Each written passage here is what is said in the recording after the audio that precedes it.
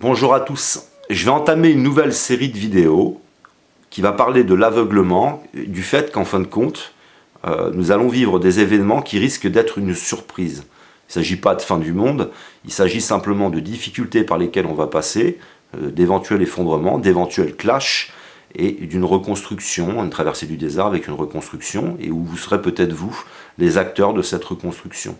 Il s'agit pour moi de développer sur des mécanismes qui font que nous soyons donc dans l'aveuglement, que tout ça va être une surprise, mais pourquoi? Pourquoi, à un moment donné, il y a 40 ans, des spécialistes créent un graphique complexe, et qu'aujourd'hui, 40 ans après, en 2017, on prend le graphique qu'ils avaient prévu pour aujourd'hui et qui a presque une superposition parfaite. Je vous mettrai tout ça dans la description. C'est un partage que je vous repartage moi à mon tour. Ce qui fait que donc on a des spécialistes, on a un ensemble, un noyau de personnes qui sont informées d'une situation et on a la masse qui n'est pas informée.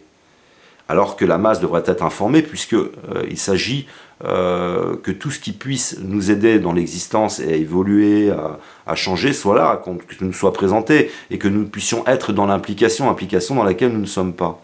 Il y a vraiment des problématiques. Alors là, dans cette vidéo, pour pas m'égarer, je voudrais parler de la nature des choses. Il y a une nature. Nous avons une nature et cette nature, on va agir dessus. Une nature à se rééquilibrer. Et pour ça, je vais vous donner un ensemble d'exemples. Tout d'abord, puisque je vous parle de nature et que j'ai réalisé une chaîne sur la perversion narcissique, la perversion narcissique agit sur votre nature et elle va utiliser cette nature contre vous-même. Je vais vous donner seulement un petit exemple et après je partirai sur d'autres mécanismes. Par exemple, vous êtes quelqu'un qui manquait de confiance en vous, un petit peu. Vous avez envie d'être aimé. Et la perversion narcissique va jouer là-dessus. Elle va vous mettre dans des insatisfactions, elle va mettre en avant vos erreurs. La perversion narcissique donc prend ces petites défaillances qu'il y a chez vous, vos petits défauts, les retourne contre vous. Il y a une nature, donc naturellement vous faites des choses pour être aimé, et du coup l'autre va jouer avec ça. Et du coup, vous allez de plus en plus perdre confiance en vous parce que vous n'arrivez pas à satisfaire l'autre, vous ne savez pas pourquoi, mais l'autre est en train de jouer avec vous. Vous perdez confiance en vous et vous tombez dans la dépendance. Là, vous êtes dépendant de l'autre. Mais tout ça, c'est de l'illusion.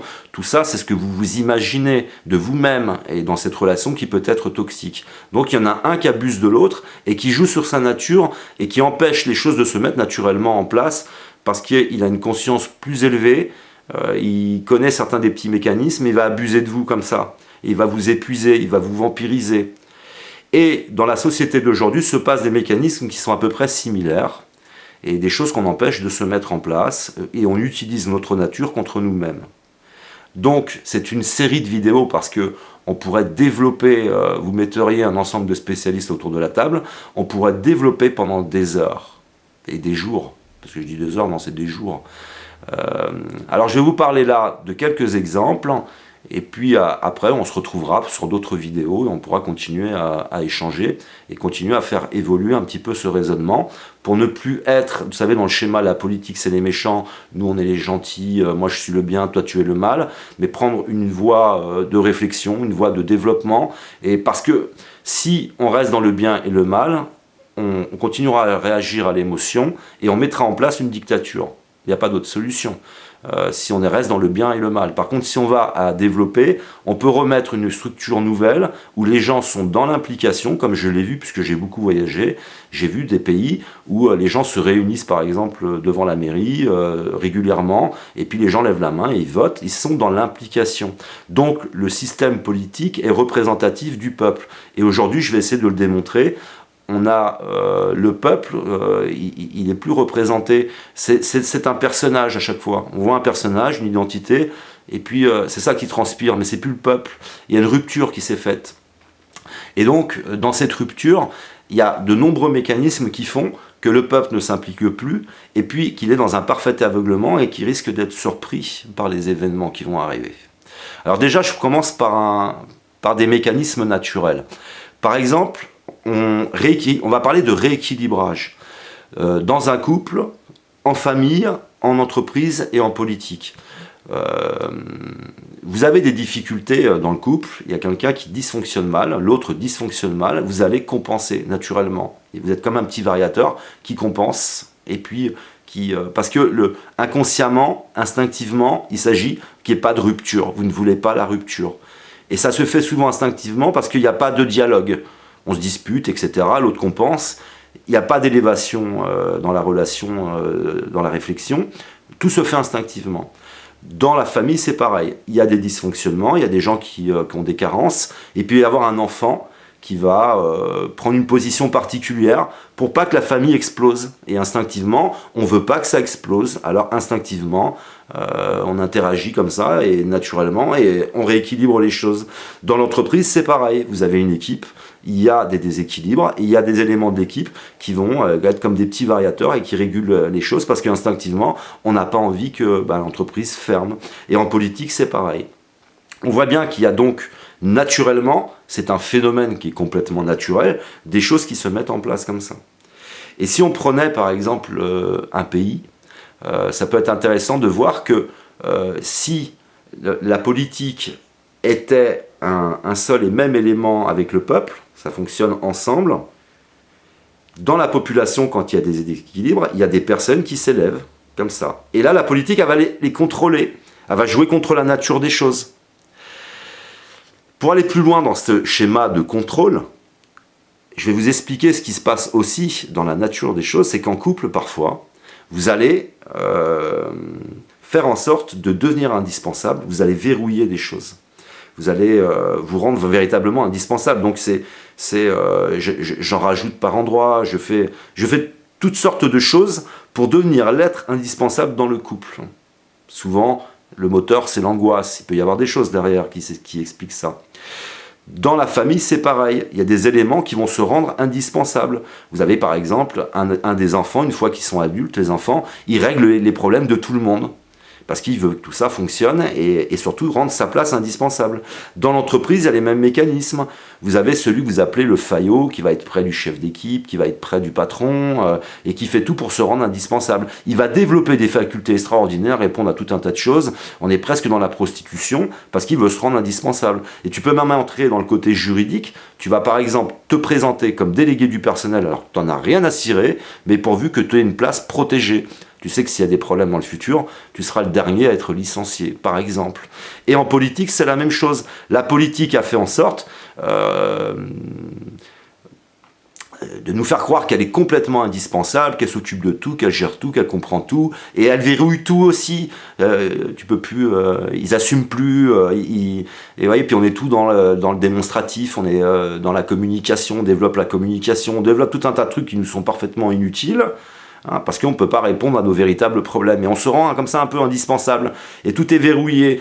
Et verrouillé, ça veut dire empêcher le mécanisme de ces hommes et de ces femmes providentielles qui doivent s'élever à des moments pour rééquilibrer ou dénoncer, mais pas méchamment, pour simplement proposer autre chose. Tu les empêches de. Et c'est ça aussi verrouillé. Et grâce aussi à la presse, où il y a un micmac qui se met en place, que l'on peut expliquer, au travers d'une presse qui est dans l'ultra-compétitivité, qui, est financée par la politique elle-même, où ils finissent tous par se connaître. Et peu à peu, c'est une organisation qui s'est transformée, qui a mué, et on a agi sur tous les points de faiblesse, on a verrouillé plein de choses, et à la fin, ça devient une entité, la politique, qui n'a plus rien à voir avec le peuple. Et où il y a des signaux qui sont intéressants, puisqu'on va parler aussi de signaux. Les signaux qui sont intéressants, c'est que quand on a un nouveau président, ce n'est pas le peuple qui ressort du président, c'est la personnalité du président. C'est-à-dire que nous avons une identité, un peuple, ça a une identité, une personnalité, ça dégage quelque chose. Par exemple, un peuple ne veut pas attaquer la Libye. Mais là, on a un président qui attaque la Libye. Ils sont plus du tout représentatifs du peuple. C'est véritablement la personnalité de la personne qui fait le peuple maintenant. Ça veut dire qu'on a un président, par exemple, qui est un paranoïaque, pour parler par exemple de M. Nicolas Sarkozy, qui est partout en même temps, qui est très américain, qui est très dans le showbiz, et on aurait l'impression que la France c'est ça. Il s'en va. Là, on en a un autre qui a eu aussi un problème avec son père, qui est pas capable de se positionner, qui est très suiveur, et on a l'impression que la France, c'est ça. Alors que ce qui devrait se dégager du président, c'est le peuple. On devrait avoir un sentiment que la personne, elle est dans des réactions qui ressemblent au peuple. Et vous n'avez pas eu envie, vous, par exemple, d'attaquer la Syrie. Vous voyez, on voit comme ça, donc il y a des choses, des signaux. Et les signaux sont intéressants parce que c'est aussi un des phénomènes sur lesquels on pourra développer. Si vous prenez dans les mécanismes naturels, un tsunami. Tsunami, à un moment donné, vous allez avoir un signal. Ce signal, c'est pas forcément quelque chose qui fait du bruit, c'est pas forcément quelque chose qui bouge, ça peut être un silence. Et quand il y a un tsunami, il y a un silence qui s'installe, les animaux ont quitté la plage, les oiseaux ne chantent plus, ne sont plus là. Vous avez l'eau qui se retire tout doucement. Et la seule espèce qui reste là, continue à jouer à la balle, à bronzer, à se baigner, enfin à se baigner, il n'y a plus d'eau, mais c'est l'espèce humaine, quoi, complètement désensibilisée. Ce qui est intéressant donc, c'est qu'il y a des signaux, un très grand nombre de signaux, et ces signaux, nous ne les comptons plus, et dans de nombreux domaines. Par exemple, vous avez la personne âgée dans l'immeuble, à un moment donné, on ne la voit plus. C'est un signal, on ne la voit plus. Puis on s'aperçoit qu'elle est décédée, alors qu'on vit tous au même endroit, dans la même surface. Et puis, il y a beaucoup de choses comme ça qui se sont mises en place et qui font que... Alors, qu'est-ce qui fait... Vous voyez, cette série, je vais prendre beaucoup de sujets et développer sur les sujets qui font qu'à un moment donné, puisque je vous parle dans cette vidéo de la nature, des choses ne se mettent plus en place. Par exemple, prenons l'éthologie. Je suis un passionné de chevaux, j'adore les chevaux, et du coup je m'occupe un peu des chevaux des autres. Le cheval, il a un programme à lui, il a un certain programme. Et dans son programme, il n'est pas écrit tu vas être monté, tu vas être dominé, tu vas être soumis, et je vais t'utiliser, tu vas devenir mon esclave. C'est-à-dire que le cheval a un programme, il est programmé pour avoir une vie sociale, pour répondre instinctivement à certaines choses, pour répondre lui-même à ses besoins, et on va ajouter un programme. Alors qui c'est qui vient ajouter le programme de la soumission, de pouvoir te monter, te dresser, te soumettre? C'est un programme qui vient de l'être humain. Et qu'est-ce qui vient chez l'être humain et l'organisation à un moment donné? Faire qu'on est complètement désensibilisé dans l'ultra-compétitivité, sorti de notre nature absolue, dans le consumérisme, à vivre au travers du regard des autres et de nos acquisitions. Qu'est-ce qui fait tout ça? Voilà, donc c'est une série sur laquelle on peut développer sur les mécanismes qui font qu'en fait, ça va être une surprise pour la majorité de la population. Si je dis ça, c'est parce que nous sommes un certain nombre à être éveillés. Si, admettons, il y avait des vidéos de spécialistes, je ne vais pas parler de moi, on est 1000 ou 2000 ou 3000, mais parler des spécialistes reconnus, s'ils arrivaient à réunir 1 million de vues de leur blog ou de vidéos, en vérité, c'est 1 million de vues de façon internationale, de tous les pays francophones, de toutes les personnes qui parlent le français et qui sont à l'étranger. Donc il resterait en France combien de personnes réellement sensibles à des choses qui sont en train de se mettre en place, à des risques qui sont en train de se mettre en place, à des clashs qui risquent d'arriver, et de façon multidimensionnelle et dans différents domaines. Il n'y a personne d'éveillé en réalité sur 66 millions de personnes. Et même dans les personnes qui souffrent, il y en a très peu qui comprennent l'origine de leur souffrance. Donc le but ici de cette série, c'est d'ensemble de développer, et essayer de comprendre comment on fait à un moment donné un peuple qui raisonne d'une certaine façon, une organisation politique qui ne répond absolument plus à nos besoins, parce qu'il va y avoir une surprise. Et ce qui est extraordinaire, au vu de tous les signaux que l'on peut recevoir, plutôt que d'être je suis le bien, tu es le mal, moi je suis éveillé, toi tu es un aveugle, tu es un borgne, tu es un mouton, on aborde les choses de cette façon, mais ça c'est la dictature pour demain. Par contre, si on abordait les choses un peu différemment, on offrirait un bagage à ceux qui vont traverser le désert et qui vont pouvoir proposer la reconstruction d'une société nouvelle avec l'implication, avec la resensibilisation, avec véritablement d'avoir un intérêt à notre nature, à la nature dans laquelle on vit, et tout en étant bien sûr une société cohérente qui s'équilibre financièrement, qui peut être dans des échanges internationaux. Ça n'empêche pas tout ça, ça n'empêche absolument pas tout ça. Mais là, ce qui m'intéresse, c'est d'intéresser les plus jeunes à se poser des questions, d'aller plus loin dans la réflexion que dans les phrases toutes faites, la stigmatisation, l'humiliation de l'autre, du bien et du mal dans le système binaire, mais vraiment développer pourquoi y a-t-il un aveuglement, pourquoi y a-t-il une désensibilisation, d'échanger vos impressions, d'échanger vos points de vue, vos liens aussi, puisqu'il y a déjà sûrement sur Internet des personnes qui développent sur le sujet, parce que dans le système dans lequel aujourd'hui nous sommes, on nous sort complètement de notre nature et de mécanismes qui eux sont naturels. Et c'est là où c'est pas normal. C'est qu'à partir du moment, ça j'ai vraiment envie de le transmettre, qu'à partir du moment où je vous parle d'éléments qui ressortent et qui font rééquilibrer les choses, c'est un signal extrêmement fort, comme le tsunami avec ce silence, cette eau qui se retire. C'est un signal extrêmement fort que des mécanismes politiques qui se mettent en place empêchent ça. Et ça s'appelle de la perversion. C'est vraiment de la perversion, c'est vraiment du contrôle, contrôler les choses. Vous savez, comme je vous l'expliquais, se rendre indispensable. Alors se rendre indispensable dans la famille, ça peut être éliminer un élément de la famille, éliminer un collègue de travail, parce que il va faire ressortir des choses, il veut rééquilibrer, et il y a quelqu'un ou quelque chose qui ne veut pas que ça se sache, que ça... Donc il ne faut pas en contrôle. Ça, ce sont des signes hyper importants, et véritablement à prendre à l'image du tsunami. Quand on empêche les mécanismes naturels de se mettre en place, c'est qu'il y a derrière une volonté consciente, et c'est un signal qui est très fort. Et je vois très peu de personnes aborder le sujet de cette manière. Ils abordent le sujet, mais pas de cette manière. Pas en parlant de mécanismes naturels. Et pour bien aussi mettre à la lumière et en avant que, à partir du moment où tu empêches des mécanismes naturels de se mettre en place, c'est l'effondrement, c'est le clash. C'est tous les signaux qui étaient là pour prévenir. Un petit peu comme dans une entreprise. Si vous prenez la plupart des entreprises qui ferment, il y a toujours eu des signaux. Si vous prenez la rupture d'un couple, il y a toujours eu des signaux. Si vous prenez par exemple dans une famille un élément qui va se suicider, allez dans la famille, vous trouverez les signaux qui ont été là. La personne, elle a lancé des messages, des alertes, des appels au secours, mais d'une façon détournée souvent. Je fais en sorte qu'on fasse attention à moi, j'ai envie de me suicider, mais j'exprime pas les choses véritablement. Alors on n'a pas vu, on n'a pas entendu le signal. Vous voyez, j'essaye maintenant de développer là-dessus pour resensibiliser, parce que il y a une très forte, moi je le vois autour de moi, il y a une très forte perte de sensibilité, il n'y a plus d'implication, on est dans un cercle des préoccupations qui est très restreint, hein, j'ai déjà développé là-dessus, et d'essayer en quelque sorte que nous les uns et les autres, à chaque fois que maintenant vous tomberez face à une problématique, vous ayez des éléments de réponse autour de vous. Quand je vous parle de couple, il y en a autour de vous, vous êtes peut-être en couple. Quand je vous parle d'entreprise, il y en a autour de vous. Donc des exemples, vous pouvez les retrouver et commencer à élever le raisonnement, à élever le débat. Et plus être dans je condamne l'autre, je stigmatise l'autre, dans la violence et dans une forme de vulgarité. C'est une forme très vulgaire d'aborder nos problèmes.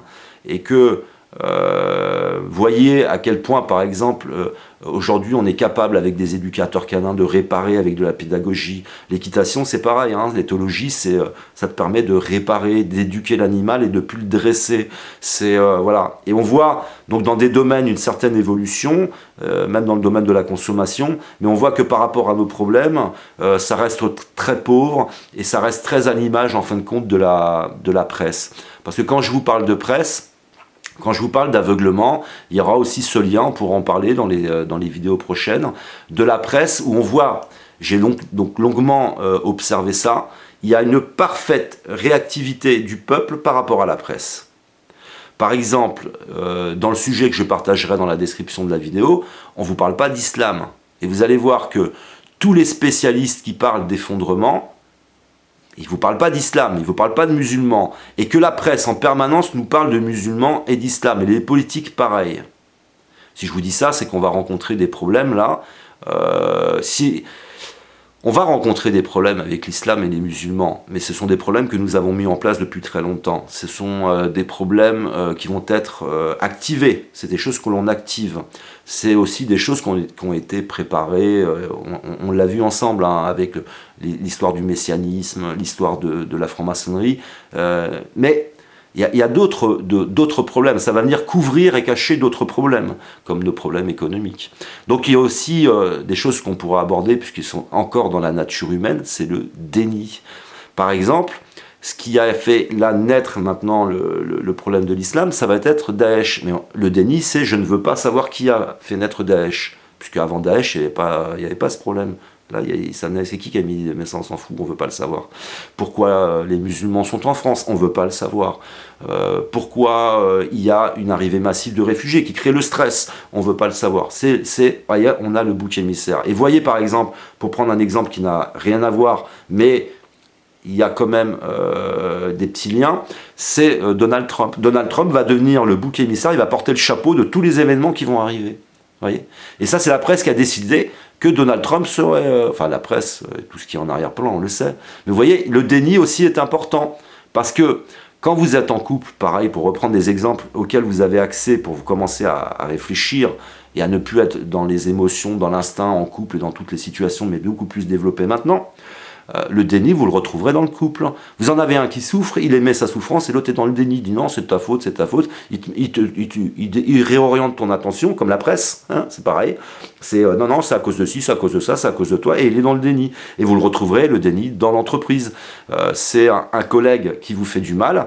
Tous vos collègues, les autres, sont dans le déni, ils font semblant de ne pas voir, et puis on met en avant toutes tes erreurs, puis tu deviens un peu le bouc émissaire. Et vous voyez, en fin de compte, tout ce qui nous arrive dans notre société est aussi des problématiques de notre nature, de nos façons de fonctionner, et qui peuvent être utilisées et instrumentalisées à des moments quand on a besoin.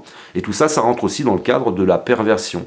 Donc pour tous ceux qui voudraient devenir experts, par exemple, quand j'entends parler de terrorisme, si je n'entends pas parler de perversion et de perversion narcissique, par rapport à tous les mécanismes du raisonnement des personnes qui sont dedans, tu n'es pas expert du terrorisme si tu ne connais pas la perversion narcissique. Puisqu'elle est largement utilisée, on utilise la nature des choses, on utilise des mécanismes naturels et, pour faire entrer par exemple les gens dans l'inversion, etc. Donc les manipulations, c'est ça. Voilà, donc c'était une vidéo déjà pour parler pourquoi sommes-nous dans l'aveuglement. Pourquoi ça va être une surprise pour la masse alors que tout était là pour nous l'expliquer, mais aller au-delà de ça, c'est-à-dire vraiment dans ces mécanismes, aller contre notre nature, puisque je l'explique bien, hein, c'est comme l'animal, le cheval, il a un programme, et tu viens ajouter un autre programme, voilà, qui vient s'ajouter au programme naturel. Donc on peut vraiment développer sur ce sujet, ça peut être passionnant, parce que ça peut paraître, plus ou moins intéressant d'en parler, mais n'est-ce pas l'aveuglement qui fait qu'on va au clash?